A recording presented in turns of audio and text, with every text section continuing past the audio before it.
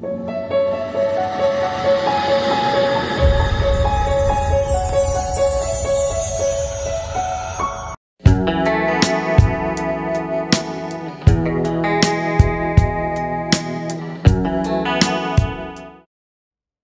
các bạn, hôm nay bếp nhà cô Mỹ sẽ hướng dẫn cho các bạn một loại bánh được dùng phổ biến rộng rãi. Đó là bánh su truyền thống. Bếp nhà cô Mỹ mời các bạn cùng theo dõi. Đầu tiên cô sẽ hướng dẫn cho các bạn làm nhân bánh su. Trong buổi chia sẻ hôm nay, cô sẽ làm hai loại nhân su kem. Loại thứ nhất đó là nhân su kem vanilla và nhân thứ hai mang hương vị sô-cô-la. Nguyên liệu để làm nhân su kem gồm có 300g sữa tươi, 10g bột cacao, 50g sô-cô-la đen, 100g đường cát trắng, 1 ống vani, 1 quả trứng gà, 150g kem sữa béo, 35g bột bắp, 15g bột mì và 20g bơ lạc. Đầu tiên cô sẽ cho trứng, đường,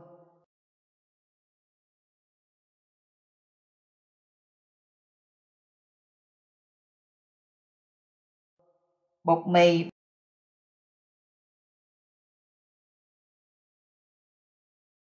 bột bắp,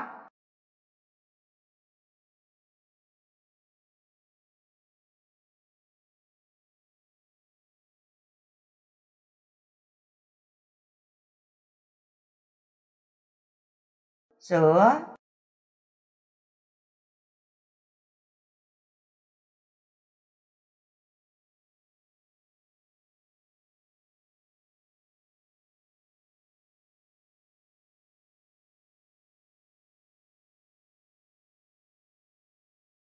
khuấy tan đều hỗn hợp, sau đó lượt lại cho vào nồi.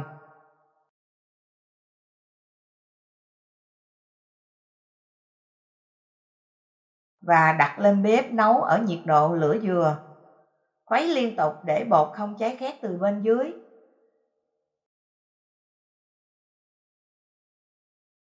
Khi hỗn hợp bột sôi và sệt lại, các bạn nên để bột sôi từ khoảng 1 đến 2 phút cho thật là chín bột.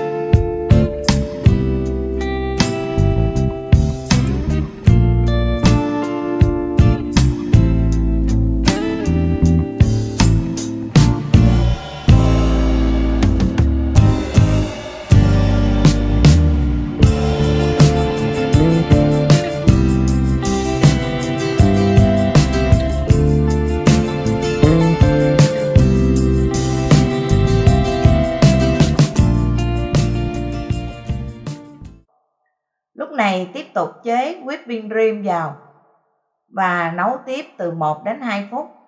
Sau đó tắt bếp.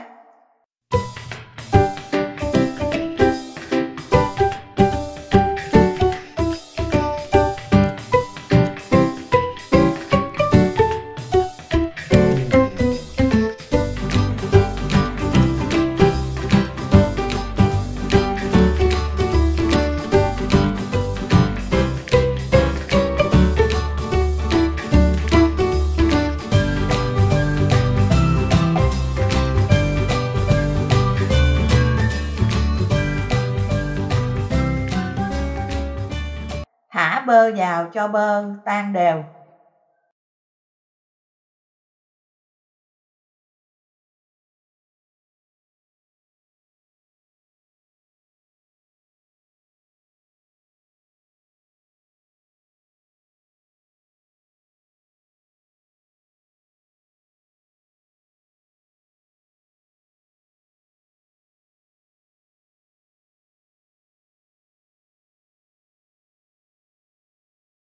Cuối cùng cho vanilla vào và nhắc xuống, làm nguội hỗn hợp. Với nhân su kem hương vani này thì từ đó cô sẽ tách ra làm 2 phần. Một phần thì cô sẽ giữ nguyên cái hương vị vanilla để cho vào bánh su. Phần thứ hai cô sẽ cho thêm bột cacao và sô-cô-la vào khuấy đều cho đến khi hỗn hợp hòa quyện. Cho một ít nước chín vào trong 10g bột cacao. Quậy cho tan đều bột cacao.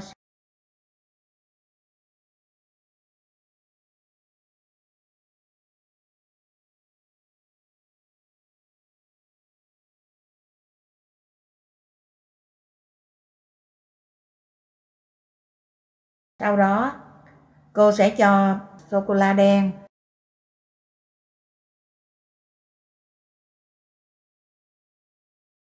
bột cacao,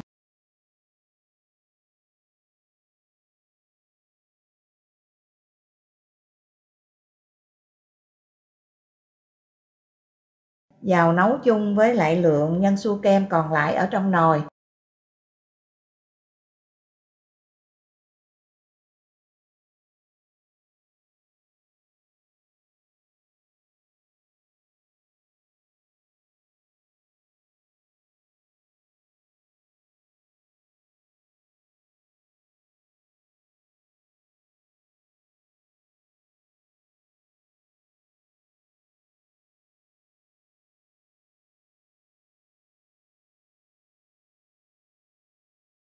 Như vậy là mình đã có được 2 cái loại nhân nha các bạn.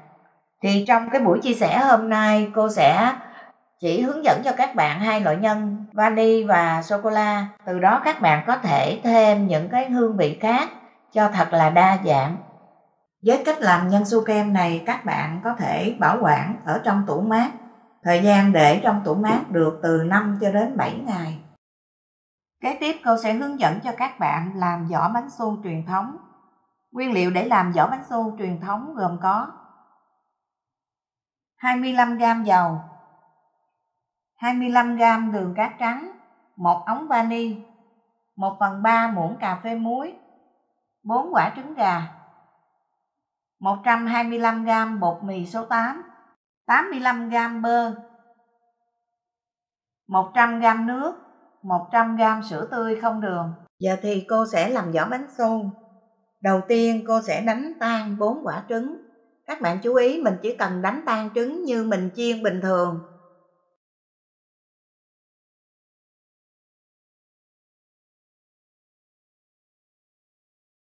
Sau khi đánh tan trứng để riêng một bên, bước kế tiếp cô sẽ cho nước,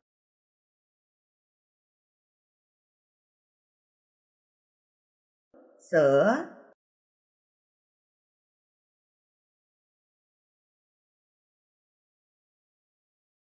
đường,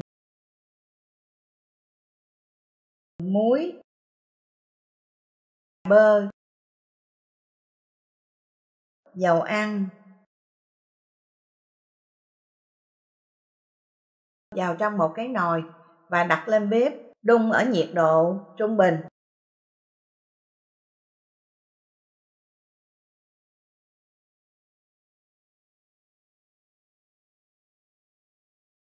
Khi nước sôi, bơ tan thì lúc đó cô sẽ cho bột mì vào trong hỗn hợp nước đang sôi trên nồi và khuấy cho tan đều.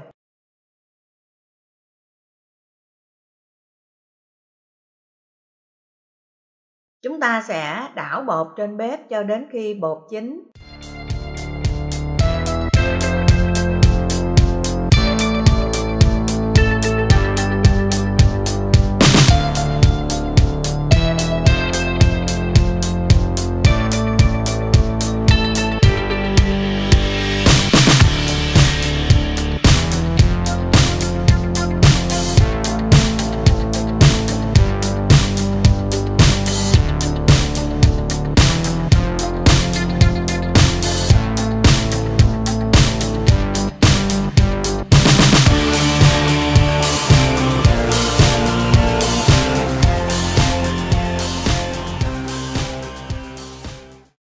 Hiện tượng bột chín chúng ta có thể quan sát bằng mắt bằng cách bột sẽ trong hơn và không dính dưới đáy nồi.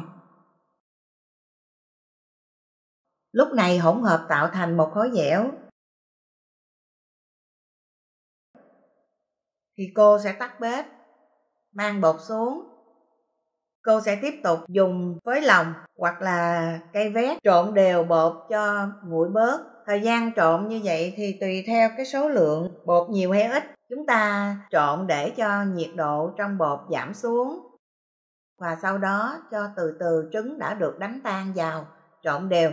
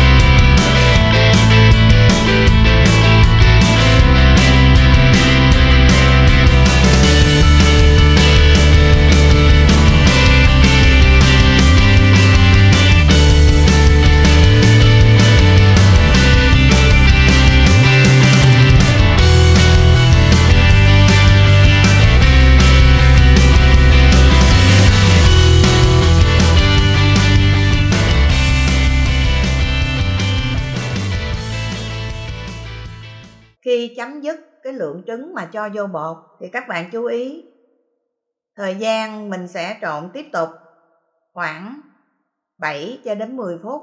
Đây là cái thời gian quan trọng nhất để giúp cho bột tạo thành một cái hỗn hợp dẻo, bóng, mịn. Điều đó giúp cho bánh nở to trong quá trình nướng.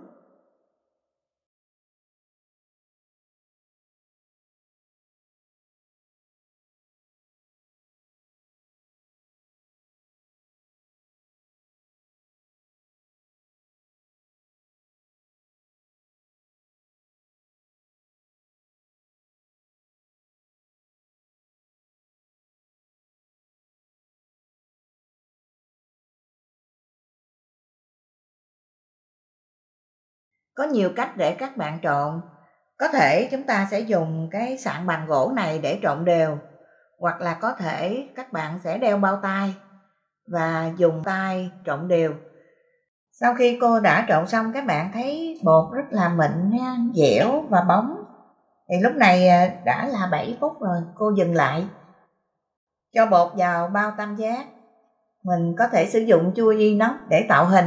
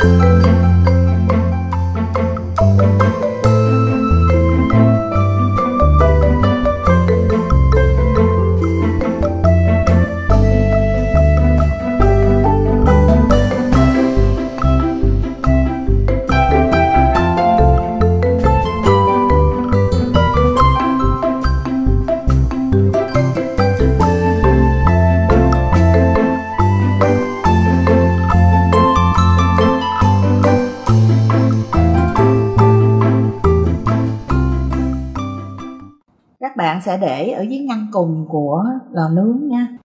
Bánh su sẽ được nướng ở nhiệt độ 180 độ và tối đa là 185 độ. Thời gian nướng bánh dao động từ 35 cho đến 40 phút. Trong quá trình nướng, thời gian khoảng 2/3 khoảng thời gian quy định thì chúng ta có thể xoay mâm để cho bánh được dàn đều.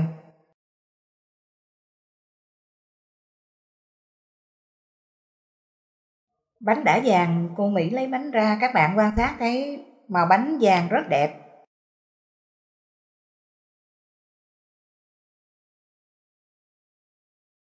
Bánh su đạt yêu cầu là bánh phải nở to, thể tích bánh nở to gấp đôi so với lại thể tích ban đầu của bánh mà mình đã tạo hình.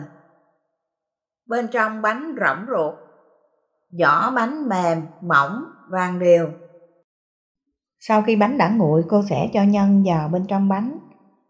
Thì ở đây có nhiều cách để mình cho nhân. Một là các bạn sẽ đục một cái lỗ nhỏ ở bên dưới, sau đó mình bơm vô. Hai là chúng ta có thể bấm ngăn hông.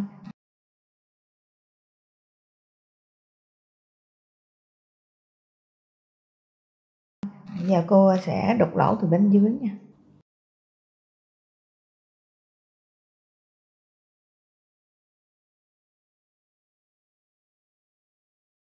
Vỏ bánh su các bạn có thể bảo quản trong tủ mát, thời gian để từ 7 cho đến 10 ngày. Và nếu để cho vỏ bánh su này cất giữ được lâu hơn, bảo quản lâu hơn, thì các bạn có thể để bánh trong tủ đông. Bánh sẽ để được khoảng từ 20 cho đến 30 ngày. Khi đã cho nhân vào bánh thì chúng ta sẽ bảo quản trong tủ mát. Nhiệt độ tủ lạnh từ 3 cho đến 5 độ.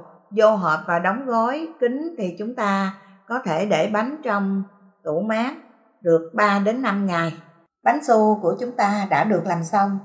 Bếp nhà cô Mỹ rất vui khi được chia sẻ cùng các bạn những cái món ăn, những món bánh được dùng phổ biến rộng rãi. Hy vọng qua những video này các bạn có thể làm thành công ở nhà. Nếu gặp trở ngại trong quá trình làm, các bạn hãy trao đổi. Bếp nhà cô Mỹ rất vui lòng sẵn sàng chia sẻ và giải thích, hướng dẫn các bạn để làm cho thành công. Các bạn hãy đăng ký và nhấn chuông để có thể xem được những video mới nhất. Nào bây giờ, mời các bạn cùng thưởng thức. Chào tạm biệt các bạn, hẹn gặp lại các bạn trong video kế tiếp. Bye bye.